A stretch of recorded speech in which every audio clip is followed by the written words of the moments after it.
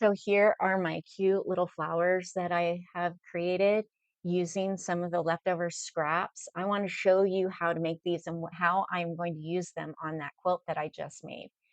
So to create these really cool flowers, what you'll need is some Wonder Under, and this is made by Peplon, and I get it on a bolt, and it has a paper backing, and then the other side has the fusible glue on the back.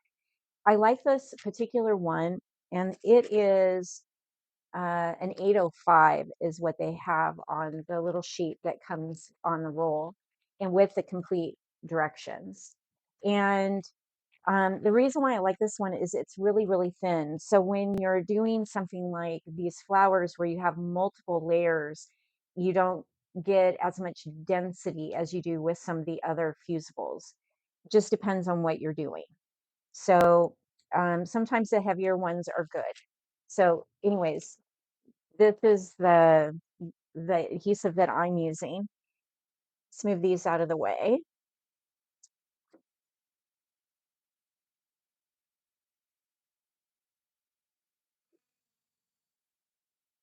So you want to place your fabrics face down with the mesh side or the adhesive side onto the back of your fabric.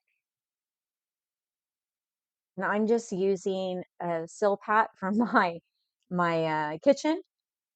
I don't have one of the fancy ones from the fabric store, and I figured this would just work fine. So use what you have. If you have one of the really nice ones from the fabric store, by all means use that. That's what it's designed for. But this way, it prevents you from getting adhesive on your ironing surface. So we've given that a quick iron. We'll let these cool a minute. Move this out of the way.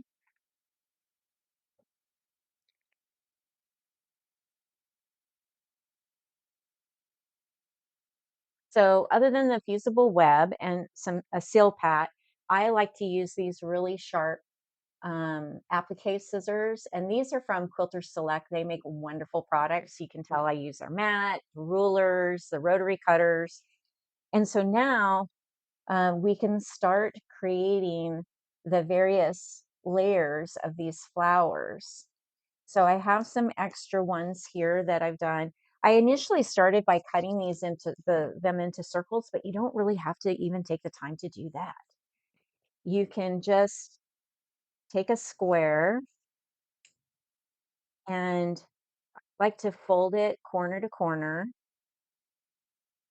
And at first I was going and doing initial slit like this, but it was creating this weird shape with the petals. So what I decided to do was I want to preserve the center of the flower so all the petals stay together. And then I just angle like that and find push that petal back a little bit and then create another petal shape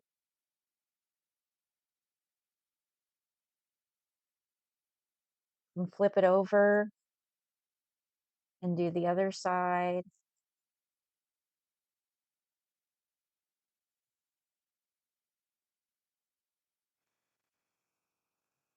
And by doing it this way, you're cutting away some of the petals so that there's space in between. You'll see when I'm done doing this.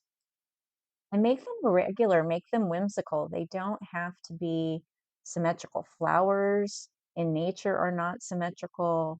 They have variations. And you can see how these applique scissors are super sharp and they have nice points on them. And there you have our first layer of a flower. So let's do a larger background of this purple. Again, fold your piece in half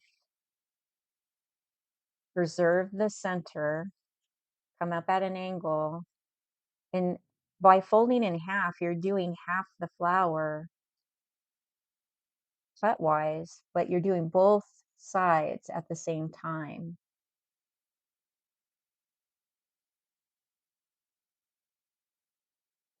Be careful of how far you cut into that center because you want to preserve that so it'll all stay together. Now, if you have a mishap and you accidentally cut through it, it's not that big of a deal because we're going to put another piece over the top of it. So you just lay it down and you'll see when I go to fuse it all together how easily you can fix that mistake. It's not a big deal. We'll flip over because we want to catch that fold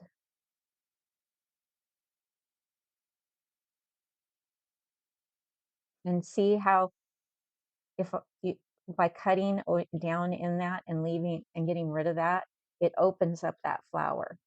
So it's very whimsical. And then we just layer them over the top.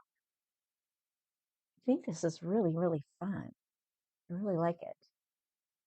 So here's with a circle. You may find that this might work better for you. Try both ways.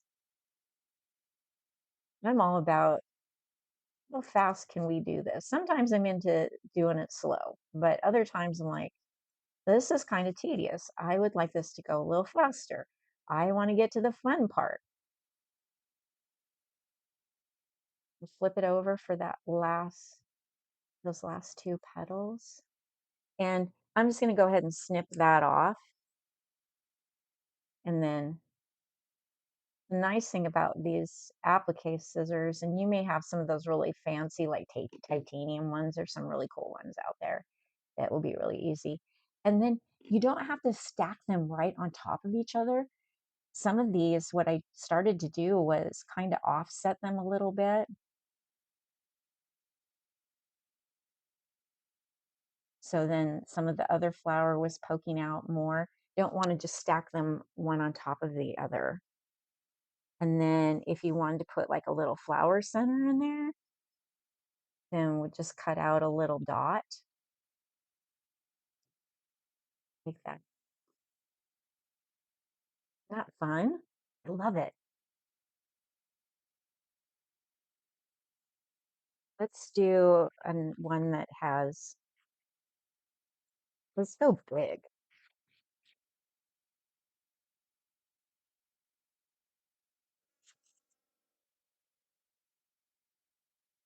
The reason why I did this is the pattern jewel patch was designed for this fabric collection from Hoffman. There was just these beautiful scales of like this fairyland garden. And so I was playing around with the scales of the fabric. And then I got to thinking, I bet this would be fun, really scrappy. So in following my pattern, there were fabrics that were lining up against each other, and I didn't have quite the scale that I had when I wrote the pattern. So I was thinking, well, I kind of want to break that up a little bit. And then I got the idea to do some applique flowers. See, that one's very wonky and fun.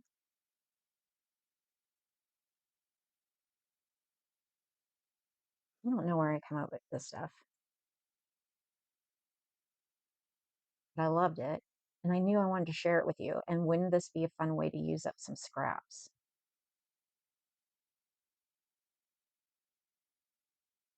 So this weekend, one of the other things that I did was the last couple of years, I've done so much quilting, pattern writing, making sample quilts for shows and what have you, that my housekeeping had really gone down the hill.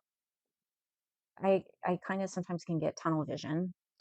And so I spent part of the weekend cleaning out my cupboards. And when was the last time you cleaned out your cupboards? I mean, uh, I'm not I I'm not ashamed to admit, and I hope this makes you feel better about your situation, but I actually threw out some spices that may have moved here with me when I moved to this house in 2008. Isn't that crazy? I know there's some of you out there that are feeling me on this. And I have to say, it felt so good. I had watched this video that if I can find it, I'm going to put it in the caption.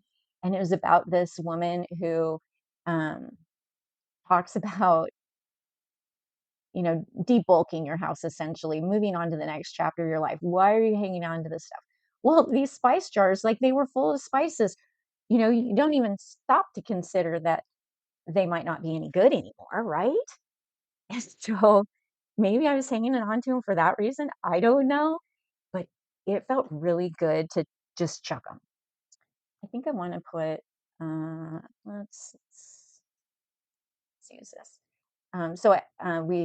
We took them to the dump today, and partly it's probably because my husband hates it when I do a big clean out because then it's just more stuff to go to the dump, which is sad. I hate to be wasteful like that, and maybe that's another reason why I don't do it. But I love what this one woman said is like, that was a different chapter of your life. So, like, I got really into bread baking, and so I had all these fancy, beautiful flowers from a local mill, just down the street, basically from where I live, and they were expensive, but I'm gonna say that they were probably 4 or 5 years old. We don't want to make bread with flour that's 5 years old. So it all went to the dump. And I also have three dogs besides my Chihuahua, and one is a German Shepherd. And if you're familiar with that breed, they are hairy beasts. And we live out in the country, so they drag in all kinds of stuff. Well, those lower cupboards, oh my gosh, like s- to the point of embarrassment, really. And they're all scrubbed out and clean and fresh. And it was so exciting that I actually gave myself permission and space to do that. A lot of times I just get so fixated on what I'm doing that I forget that there are other things in life besides quilting, and like maybe you need to participate. Although quilting and everyone in my quilty world just makes my heart sing. So it's like, oh, I can't play quilter today. I'm going to clean out my cupboards. But it was so satisfying. Those all those memes that we see about how housework can wait. Well, I had definitely let my housework wait really long time.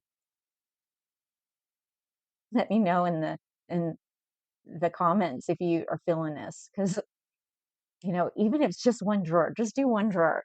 And let me tell you, like one drawer leads to another drawer or a cabinet. Wish I had. Let's see, can we make a little dark circle out of this? Now we're getting really scrappy.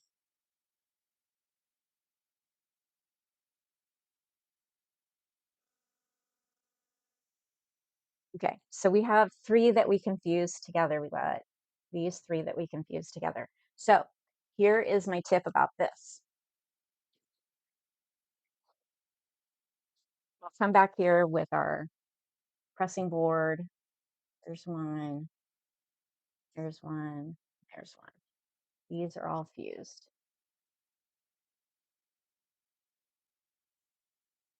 So what I do is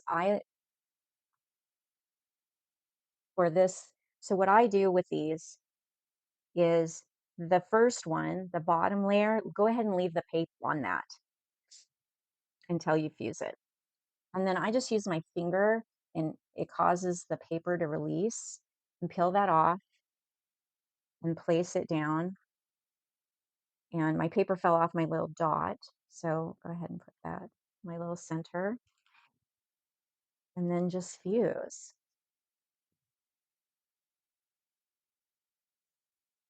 So what do you think of this? Do you think that you'll give this a try? And that way it doesn't stick to the Silpat.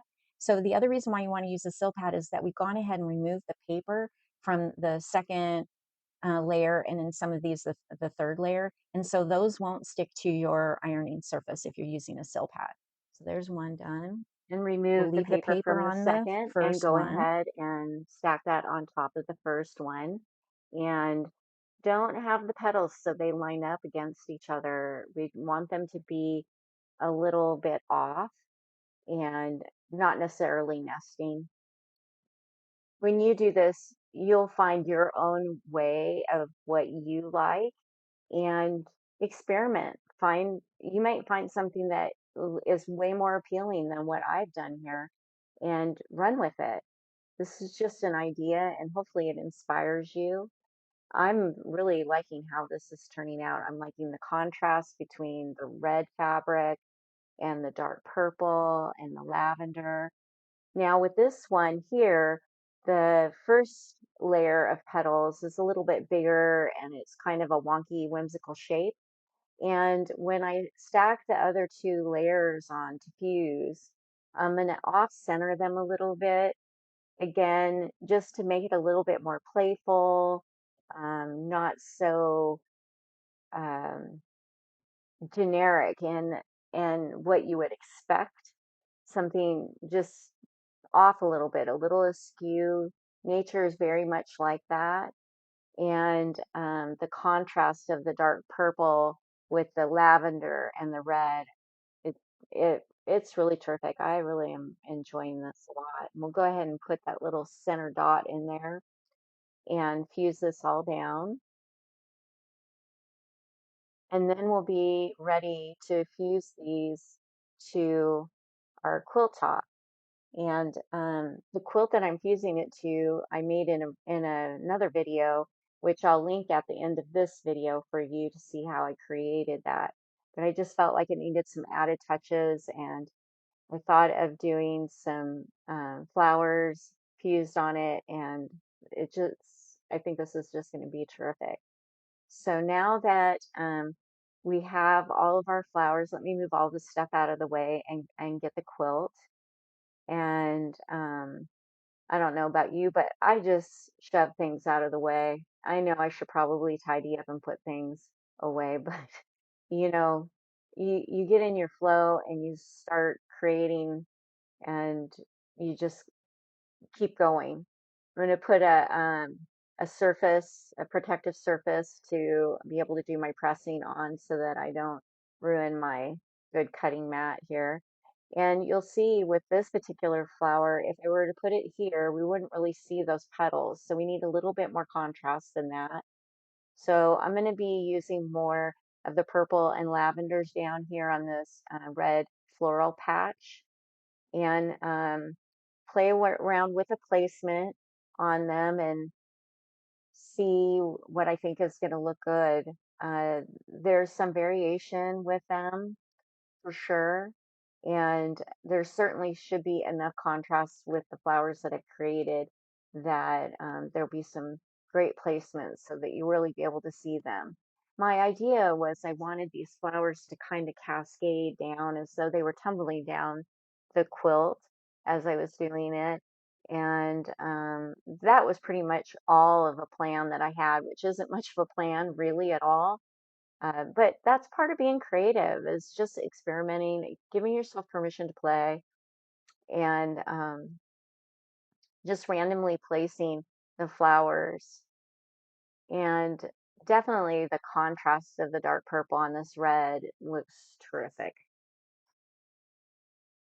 With this one here, I'm going to try to nest it a little bit with one of the flowers. You'll see how I kind of wiggle them in together as though they fell together. I'm really, really liking this. And so once we get these all placed, then we'll fuse them down, removing the paper backing that we left on and fusing them with our hot iron. If you find the paper is a little bit fused to that uh, glue on the back, you can always use a pair of tweezers. Typically, if you bend them a little bit, it'll release some so you can get your fingernail underneath there and lift them up. So there's our first flower fused. And I'm going to be doing some thread sketching over these. I'm not going to be doing really close to the raw edges or anything like that. It's not a quilt that's going to get washed. This is a wall hanging. And so we don't have to really worry too much about that. this iron, the silica iron, which is a fantastic iron. When you take your hand off the handle, it pops up. And so when you're doing fusing, you can't multitask by letting your iron sit there and because it releases and pops up. And so in order to keep the iron down, you got to keep your hand on the handle. It's a great iron, but I'm one of those people, I like to get things done quickly. And so you do have to keep your hand on it. I don't know if any of you have ever worked with one. They're an interesting iron for sure. You'll notice that my talking doesn't necessarily match everything that you're seeing on the screen, and that's because something happened to the audio on this segment of the recording. So I've had to re-record the audio over the top of it.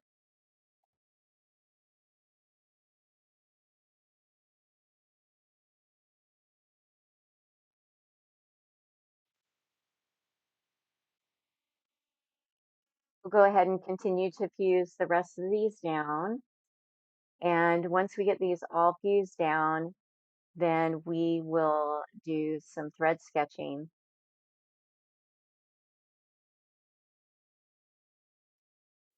So I've collected some threads and I'm thinking this one is just a little bit too orange. This one has too much violet in it. And I think that I'm going to go with this. It's kind of like a strawberry cherry kind of red. So this is the red I'm going to use.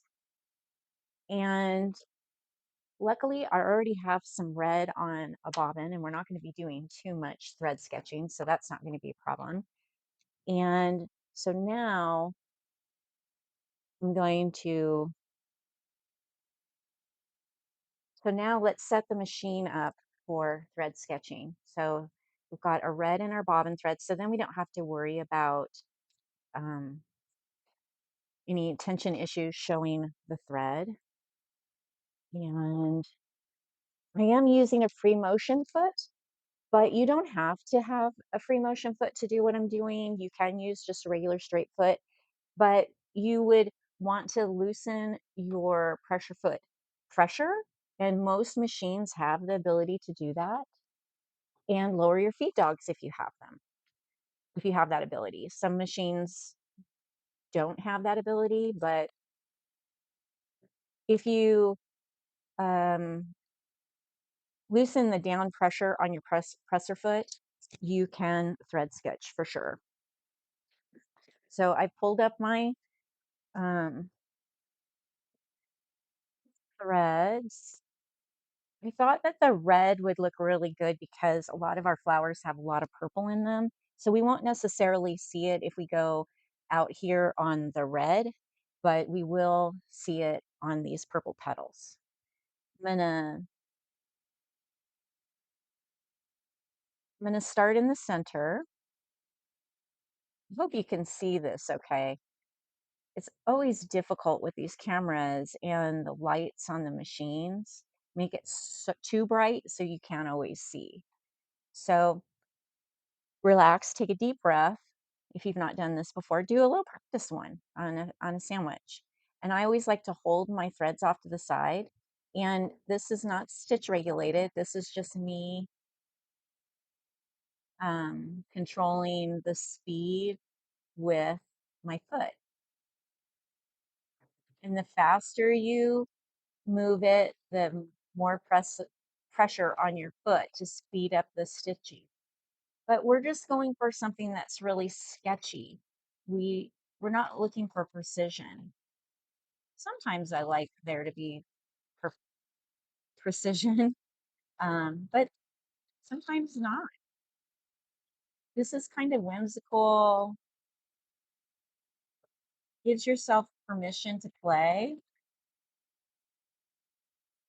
You can see how I'm going outside of the fusing.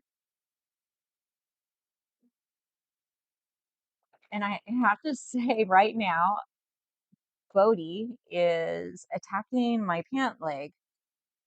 So I feel quite accomplished that I am able to do this, press on the presser foot, and talk to you on camera while I Now I have a loose spot there, so I'm going to move that under there so that we don't stitch it back. So anyways, I'm pretty impressed that I'm able to do all of this while I have a Chihuahua tormenting my pants.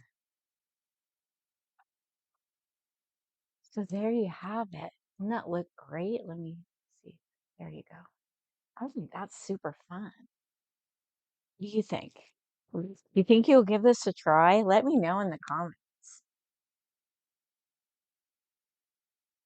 I'm going to continue to stitch this out and I'll come back when I have it all done and show you. Oh, see here, I should have um, been more diligent with my. So I have some petals that didn't get fused down, and that's because there's still paper on them. So I'm going to get that paper off and get those fused back down, and we'll finish stitching out these really fun flowers.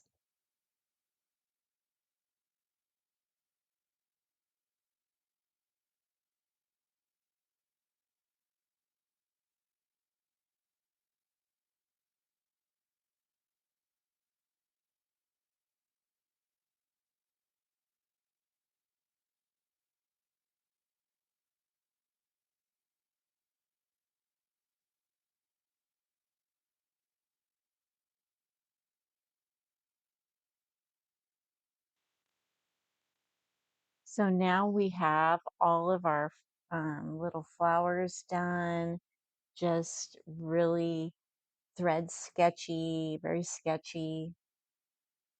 Love how the red thread really shows up, shows the thread work. So I would call this a finish. Very excited. And let me know in the comments what you think of this. Will you give this a try? Um, I'd love to hear your thoughts on it. So now you can see this full quilt completed. We have our applique scrappy flowers that we've done. And this whole quilt was made out of fabrics from my stash, along with the fabrics from the $5 scrap bags. I think it turned out really smart. And I can't wait to do another one. This was a lot of fun. So if you've liked what you've seen today, always appreciate a like. Love to hear what you think. And of course, if you're new here, subscribe to my channel. I'd love to have you as a subscriber. So until next time, happy stitching.